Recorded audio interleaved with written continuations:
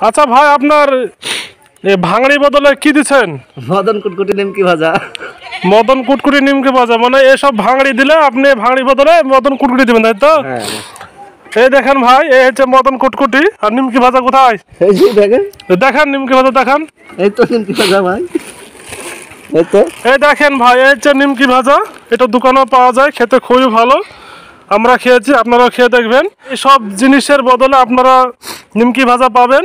আপনার ভাঙা চোরা, বিভিন্ন রকমের ভাঙা চোরা আছে, বোতল আছে, সব রকম আছে। বাচ্চারা এই সব কুড়িয়ে এদেরকে দিলে এদের ভাঙা চোরার বদলে নিমকি দেয়। খুবই ভালো খাবার, খুবই ভালো ব্যবসা। আচ্ছা, এটা কিভাবে দেন আপনি? আমরা একটা হাতের আমদাদ করে দিই। মানে এটা যদি আপনাকে কেউ এনে দেয়, তাহলে এটা যে হয়তো 2 টাকা দিই কি, মানে এর যা দাম হবে সেই হিসাবে আপনি সেই মূল্য হিসাবে দিই। মানে হয় যে নিমকি ভাজা নিবেন নিমকি ভাজা, বাদাম ভাজা নিলে বাদাম ভাজা, মদন নিলে মদন, মদন নিলে মদন ভাজা। আর এটা আপনার মাইক নাকি এখানে প্রচার? এটা আমার প্রচার। ঠিক আছে, মানে এই প্রচারের মাধ্যমে আপনার কাছে ছুটে আসবে পাবলিক। খুবই ভালো ব্যবসা, সুন্দর লাগলো আপনার এই ব্যবসা দেখে আমাকে। এই দেখেন ভাই, এদেরকে সাপোর্ট করবেন, এদের কাছে কিছু খাওয়ার চেষ্টা করবেন, তাতে এদের লাভ হবে। গরিব মানুষ।